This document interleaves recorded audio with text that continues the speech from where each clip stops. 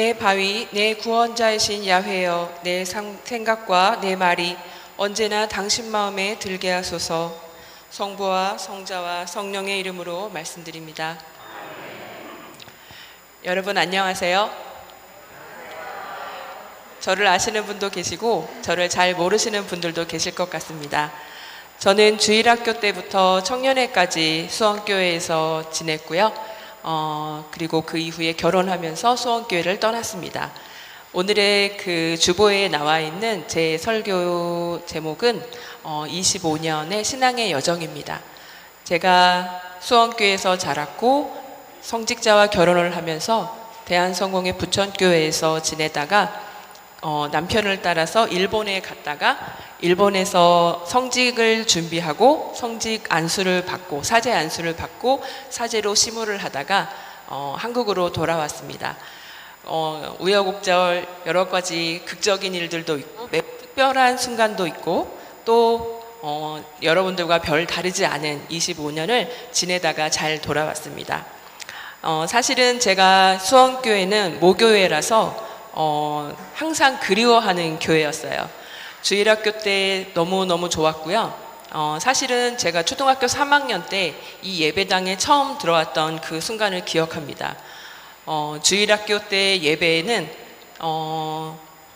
제가 예배에 조금 늦었었나 봐요. 예배 준비 성가였는데 사막의 샘이 흘러 넘치리라 라는 노래를 선생님이 앞에서 율동을 하시고 또 예배에 모여있는 친구들이 함께 발랄하게 노래 부르는 그 노래를 지금도 기억합니다. 그리고 그 예배가 끝나고 부모님 곁에 앉기 위해 이 예배당에 들어왔을 때 천장이 높고 앞에 스탠드 글라스가 너무 이렇게 예뻐서 교회가 좀 엄숙하고 제가 이곳에서 이렇게 까불고 놀기에는 조금 조심스러운 장소구나라는 것을 느끼고 신앙생활을 시작했습니다.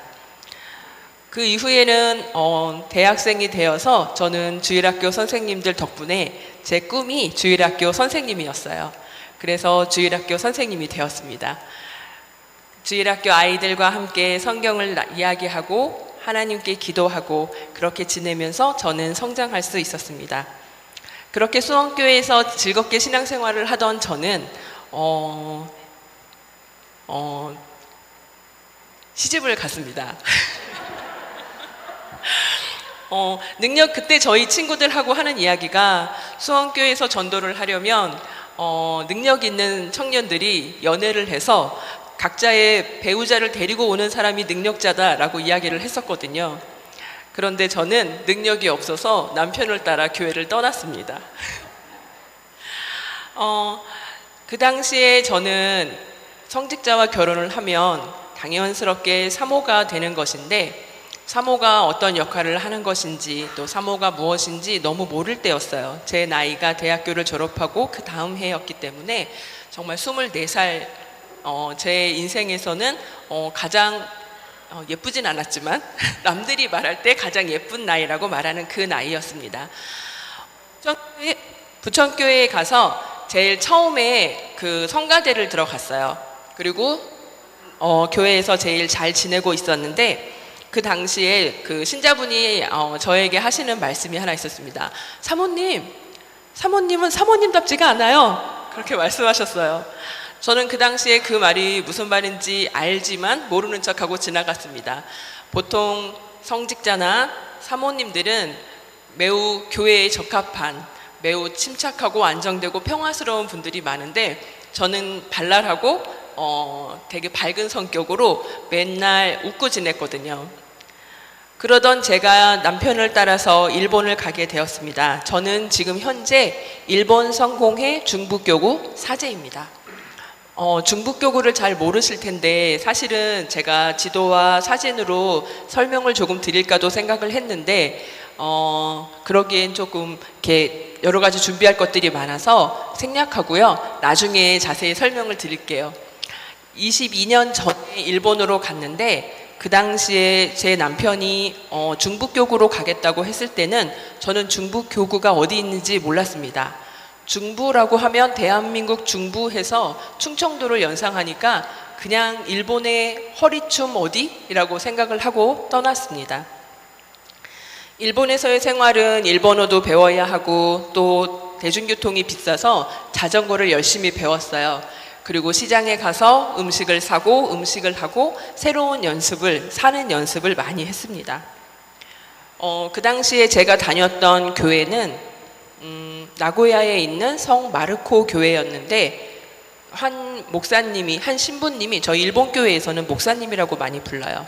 그래서 그 신부님이 그 교회를 이렇게 선교의 비전을 세우시면서 지역 교회에 열려있는 교회라고 해서 회관을 지으셨습니다. 그리고 그 회관에는 샤워 시설이 있었고 노숙자분들이 일주일에 한 번씩 오셔서 그 샤워 서비스를 받으시고 점심을 함께 먹고 또 그분들은 풀도 뽑아주시고 교회에서 일주일에 한 번은 그렇게 그분들을 위해서 오픈된 날이 있었어요. 그리고 주일날 예배가 끝나고 나면 한 달에 한 번, 두 번 수화교실이 있었습니다. 예배 중에 장애인들을 초청하고 싶어서 신자분들이 열심히 수화를 배웠어요. 그리고 교구 합동 예배 때 그 수화교실에 참석했던 청년들이 수화로 예배를 같이 함께 하기도 하였습니다.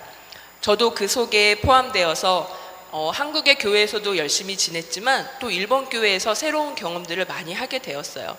그래서 교회 안에 예배 중에는 노숙자분들도 계시고 또 그런 장애를 가지신 분들도 같이 계셨습니다. 그리고 그분들을 위해서 수화를 통역해 주시는 분들이 계셨고 또 연세 드신 분들이 그 청각 장애를 가지시면 뭔가 잘 못 들으시면 신자분들이 옆에 작은 화이트보드를 들고 메모를 해서 설교를 요약해서 예배에 참석할 수 있도록 돕는 분들이 계셨어요. 한국교회에서 수원교회에서 저는 항상 100명, 200명 넘는 큰 교회에서 지냈었지만 일본에 갔을 때 사실 저는 그 교회 규모에 놀랐었습니다. 주교자 성당에도 100명이 안 되었고요. 제가 다녔던 교회는 그래도 큰 교회였지만 50명 정도였어요. 그럼에도 불구하고 그들은 서로 성가대에서 봉사를 하시는 분들, 수화 통역을 하시는 분들, 또 요약 필기를 하시는 분들, 많은 분들이 교회에 곳곳에서 봉사를 하고 계셨습니다. 그런 중에 저는 한국에서도 신나게 신앙생활을 했지만 일본에서도 참 많은 것들을 배웠어요. 그리고 청년들이 모이면 여러 가지 지역사회에 젊은 사람들이 살기 힘든 이야기도 나누기도 하고 또 사회에 대해서 여러 가지를 배우기도 했습니다. 그러는 중에 한 분을 또 만났는데 그분은 전쟁 고아였습니다. 전쟁 때 부모님을 잃고 그 부모님은 성직자였는데 자기는 그 성공회에서 운영을 하는 고아원에서 자라서 수도사님이 되신 분이었습니다. 그분은 정치적인 일이 있을 때마다 매번 단식을 하시고 도로에 텐트를 치고 매번 그곳에서 단식 투쟁을 하셨어요. 무슨 역사적으로 무슨 일이 있을 때마다, 아픔이 있을 때마다, 기념일이 있을 때마다 모든 사람들에게 그렇게 말씀을 전하는 분이었습니다. 당시에 저는 일본어를 잘 몰랐기 때문에 그분이 무엇 때문에 그렇게 밥을 굶고 목소리를 내시는지 몰랐지만 시간이 지날수록 한국과 일본의 역사, 또 일본의 정치, 한국의 정치에 대해서도 생각하게 되었습니다. 제가 일본에 막 갔을 때가 2001년이었는데 그쯤이 그 북한과 일본이 한국과 일본은 정상회담을 통해서 국교 정상화를 이루었습니다. 대한민국 헌법 제1조에 대한민국은 한반도의 유일한 합법국이다라는 표현이 있어요. 그것은 북한이 아직 불법 체류국이라는 이야기예요. 그래서 제가 2001년에 갔을 때 일본하고 북한이 그렇게 정상회담을 하고 국교 정상화를 해서 아시아의 평화를 이루겠다고 했던 그 시기에 저는 일본에 갔습니다. 여러분이 기억하시기에는 2002년에 한국하고 일본이 같이 월드컵을 개최하고 공동 개최해서 한국이 4강의 기적을 이루었던 2002년을 기억하실 거예요. 그쯤에 일본은 그렇게 국교 정상화를 이루겠다고 총리가 북한을 방문하게 됩니다. 그런데 그 당시에 일본 사람들 중에 납치당한 사람들이 있다고 하고 그 가족들이 그분들의 거치가 궁금하다고 하면서 그 납치 문제가 불거졌습니다.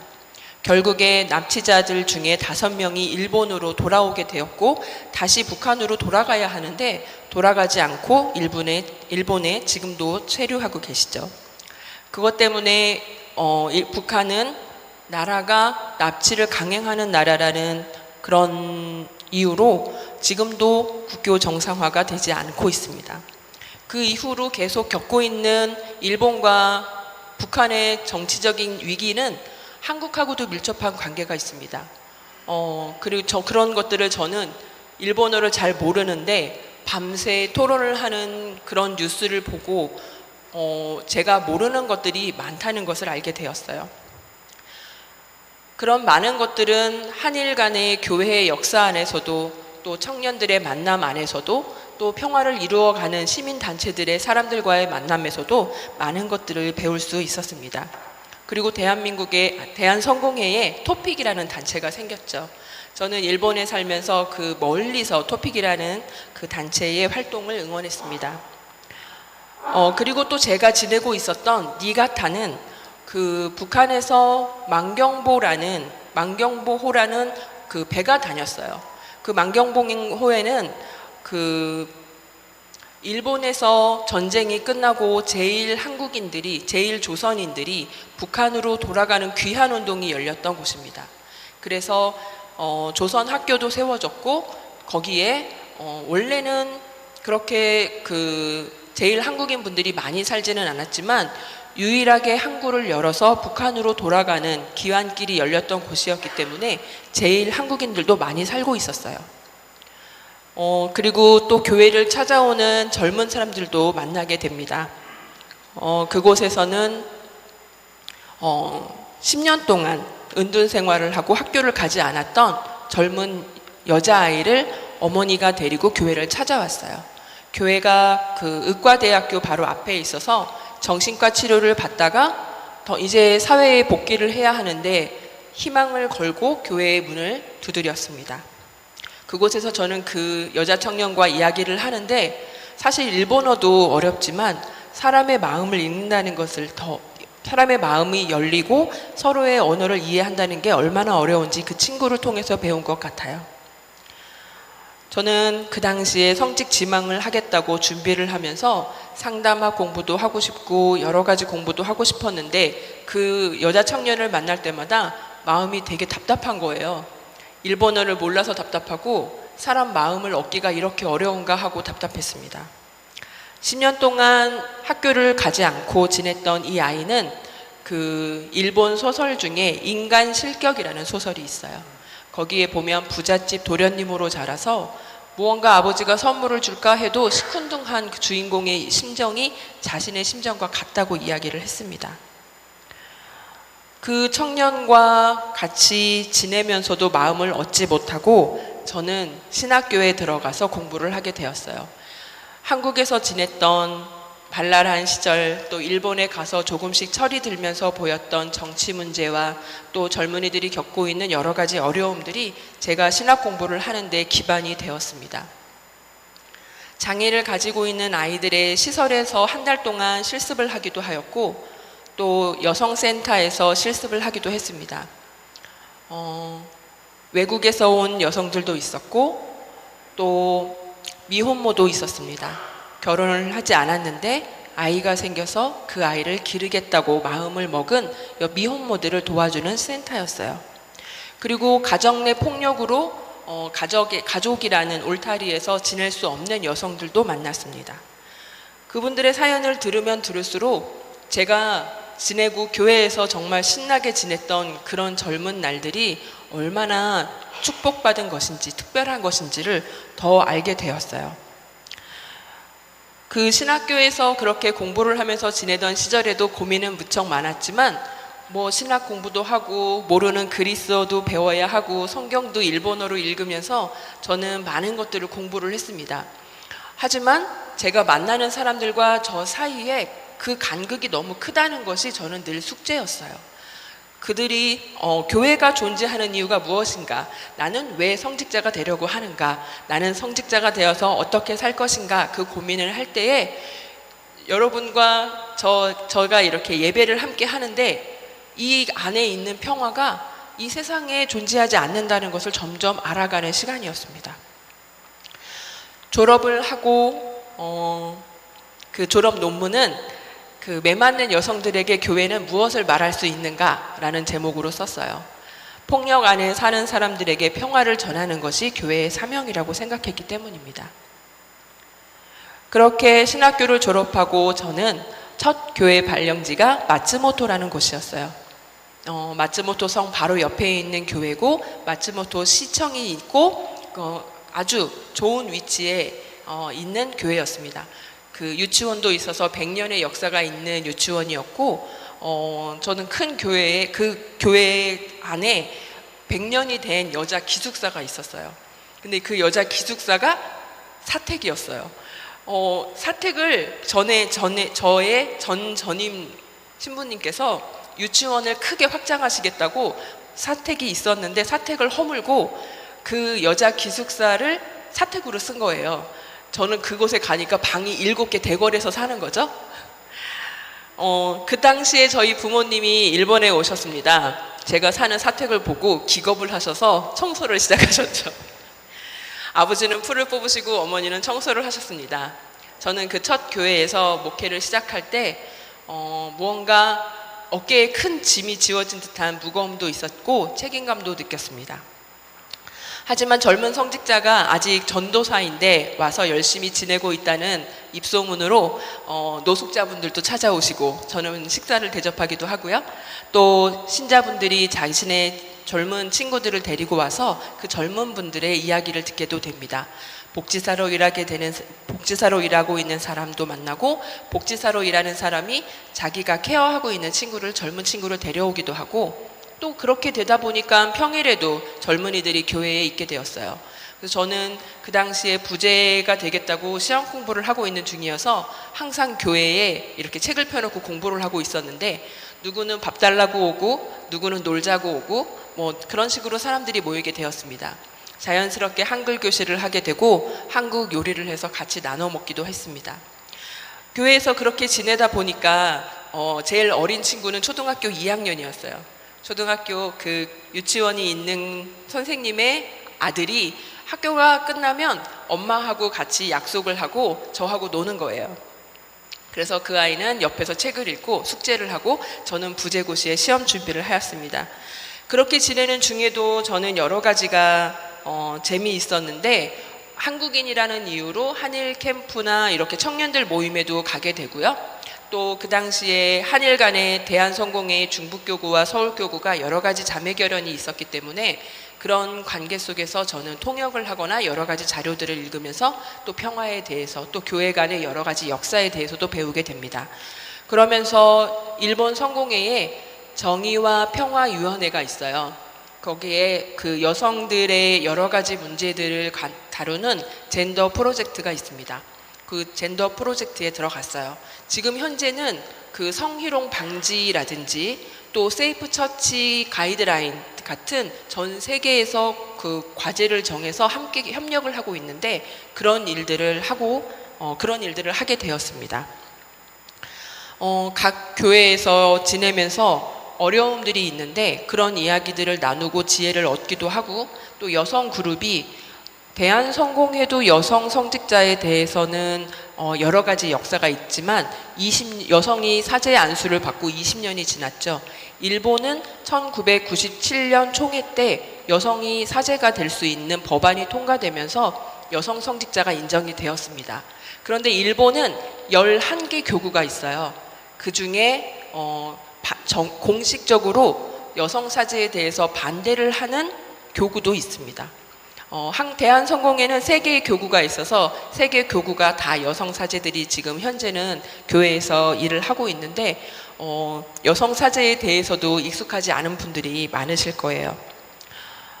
그래서 그런 여성 사제들에 관해서 또는 여성 단체에 관해서 여러 가지 활동을 하는 젠더 프로젝트에 속하면서 저는 또 여러 가지 것들을 배우게 되었죠.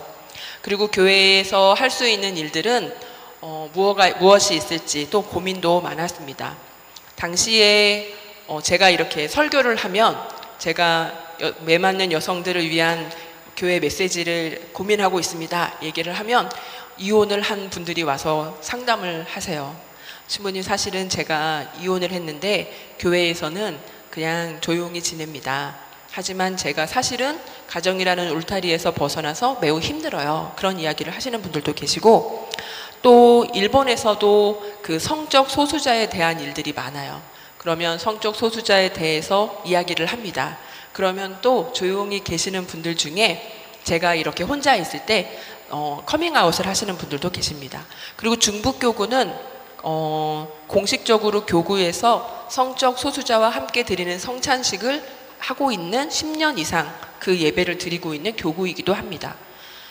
여러 가지 활동들을 교회에서 배우면서 그 일들을 혼자 할 수 없다는 것들을 많이 배우게 돼요.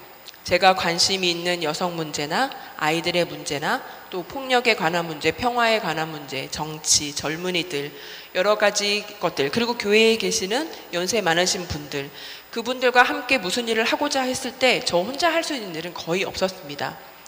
하나하나 귀담아 들어주시는 신자분들이 함께 해주셔서 하나하나 할 수 있었어요. 교회에 장애가 있는 아이가 들어오면 그 아이를 교회위원회에서 어떻게 돌볼 수 있을까요? 라고 이야기를 하고 그 아이와 무엇이 필요할까? 밥을 먹일까? 하면 맛있는 밥을 만들고 그 아이가 집에 혼자 돌아가서 지낼 수 있도록 목욕탕도 같이 가고 또 교회에 몸이 좀 불편하신 분들이 계시면 일본은 온천이 굉장히 발달이 되어 있는데 그분들을 모시고 온천에 가기도 했습니다. 저의 일상은 성경과 신앙이 하나가 되어 있었는데 그곳에는 항상 사람들이 있었어요. 여러분이 상상하기에는 좀 다른 교회 생활이지만 신자가 30명이기 때문에 그리고 교회에 오시는 분들이 숫자가 적기 때문에 가능한 일이기도 합니다. 다들 어떻게 지내시는지 그 관계가 너무 밀접해요. 교회 예배에 한 분이 안 오시면 너무 티가 납니다. 그리고 한 분이 불편하시거나 한 분이 입원을 하시면 교인분들이 그분들을 다 알고 계세요. 서원교회에서는 100명이 넘고 200명이 가까이 되면 나 하나쯤이야 그런 마음도 있겠지만 일본에서는 제가 생각하기에 일당 100이 맞습니다. 그분들이 찬성을 하고 기도를 하시면 그게 교회가 걸어나가는 선교의 비전이 돼요. 그것을 성직자는 뒤에서 바라보고 성직자는 그분들께 성경 말씀을 드리고 또 교구가 일본 성공회가 하고자 하는 선교의 이야기를 나누면 그것들을 찬성하시는 신자분들로 교회가 형성이 됩니다. 제가 생각하기에 일본 성공회가 겪고 있는 교회의 모습은 대한성공회 안에도 있을 거예요. 아주 작은 교회나 막 개척을 하기 시작한 교회들은 신자분들의 움직임이 기도가 되고 그분들이 교회를 만들어가는 것이라고 생각합니다.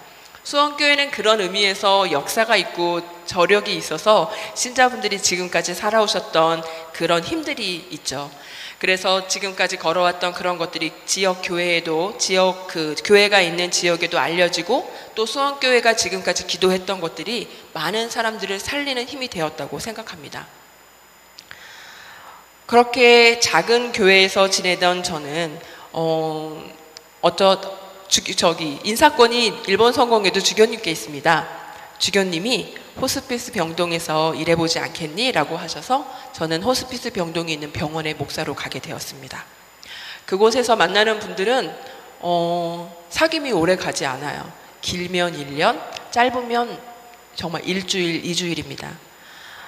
의료 스태프들과 함께 그 호스피스 병동에 입원한 분들의 여러 가지 정보들을 교환하고 밤새 안녕했는지 또 지금 어떻게 지내고 계시는지 그런 것들을 이야기합니다. 그리고 저는 채플랜으로서 그분들을 찾아가서 죽음을 앞둔 분들이 의식이 있으신 분들 그들 중에 불안하시거나 사람이 옆에 있었으면 좋겠다고 요청을 하시면 제가 찾아가서 그 곁을 지킵니다. 길게는 3개월에서 6개월 정도 그 병동에서 지내시는 분들이 계세요. 그러면 그냥 제가 생각하기에 병원이니까 좀 특별할 것 같지만 그분들도 일상생활을 하십니다. 방에서 식사를 하시고 나와서 함께 차를 마시기도 하고 또 정원에 산책도 나가십니다. 그 호스피스 병동에서도 많은 사람들을 만났습니다. 자기가 죽기 전에 딸의 결혼식을 보고 싶다 하셔서 제가 꽃장식을 하고 또 교인들이 모여서 작은 음식을 차리고 결혼식을 하고 사진을 찍고 그 가족들과 함께하는 그런 작은 결혼식도 있었고요. 또 예배 때 모이면 그 예배 전에 그 환자분 중에 예배에 참석하고 싶다는 분이 계시면 휠체어를 끌고 와서 함께 예배를 드리는 그런 작은 교회입니다. 그렇게 호스피스 병동에서 삶과 죽음에 대해서도 많은 이야기를 나누는데 그 호스피스 병동에서 배운 것들이 저는 참 많아요. 그러면서 저는 이제 삶과 죽음이 되게 가깝다는 것을 배우게 됐어요. 그리고 그 호스피스 병동에서 3년 근무를 마쳤을 때 이제 작은 교회로 돌아왔는데 그곳에서 이제 코로나를 겪게 되었습니다. 여러분들이 겪었던 코로나는 저도 되게 힘들게 겪었어요. 교회에 사람이 모일 수가 없고 밥을 함께 먹을 수가 없고 교회가 고립되고 또 연세 드신 분들이 입원을 해도 병원을 찾아뵐 수가 없었습니다. 그러면서 저는 조금씩 외로워졌던 것 같아요. 그러면서 이제 그 당시에 죽음에 관한 영화나 책을 많이 읽게 되었어요. 이렇게 죽는다면 나는 행복할까? 만약에 죽음을 앞두고 한 달의 시간이 남았다면 나는 어떻게 살까? 그런 고민을 많이 했습니다. 그리고 그 호스피스 병동에서 만났던 분 중에 한 분이 50세에 스스로에게 희년을 선포하셨다는 분을 만났어요. 이제 남은 시간은 하나님과 함께 살겠다라고 해서 그 다른 병원에서 일을 하시다가 미션인 저희 병원에 오신 의사 선생님을 만났어요. 그분하고의 만남도 저에게는 의미가 깊어서 나이 50이 되는 해에 스스로에게 희년을 선포했습니다. 힘든 건 힘들다고 표현을 하자. 그리고 힘이 붙이고 지쳤을 때는 조금 쉬었다 가자라는 마음으로 일본 중부교구 주교님께 부탁을 드렸습니다. 제가 요즘 사는 게 행복하지가 않습니다. 힘이 듭니다. 해서 서울로 왔습니다. 수원에 와서는 부모님이 다니시는 교회에 다니고 있는데 일본에서 겪었던 여러 가지 것들이 이렇게 정리가 되는 것 같아요. 힘들었던 중에도 하나님이 함께 하셔서 감사했고 저는 혼자여서 외로웠지만 늘 그곳에 사람이 같이 계셨고 주님께서 보내신 천사들이 함께 했다는 것을 저는 마음으로 느끼고 지내고 있습니다. 그리고 지금은 김홍일 신부님께서 그 영성 심화 프로그램을 함께 하자고 하셔서 아침 저녁으로 이렇게 기도를 하면서 지내고 있는데 제 인생에 어떻게 어느 곳으로 흘러갈지 모르는 시간을 지금 지내고 있어요.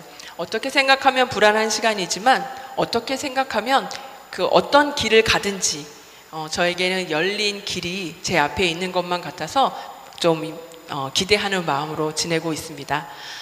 수원교회에서 지내시는 여러분에게 제가 일본에서 지냈던 25년의 일을 다 전할 수는 없지만 그곳에 항상 사람이 있었고 또 정치 간의 여러 가지 일들이 있지만 그것들을 극복한 일본에는 여러분들이 기억하고 기도해 주셨으면 좋겠는 분들이 참 많이 있어요. 앞으로도 저희가 신앙생활을 할 때에 저희 교회가 하나님과의 관계가 올바로 서고 저희 예배를 같이 드리는 분들과 친교가 깊어지고 저희 교회가 지역사회에 열려 있으면서 저희의 기도가 많은 사람을 살리고 세우는 그런 교회가 되기를 희망합니다. 제가 일본에서 지내고 돌아왔을 때 여러분이 저를 맞이해 주셔서 저는 지금 너무 기쁜 마음으로 하루하루를 지내고 있어요. 저도 여러분을 위해 기도하고 여러분도 저를 위해 기도해 주실 거라고 믿습니다. 예수님의 이름으로 감사드립니다.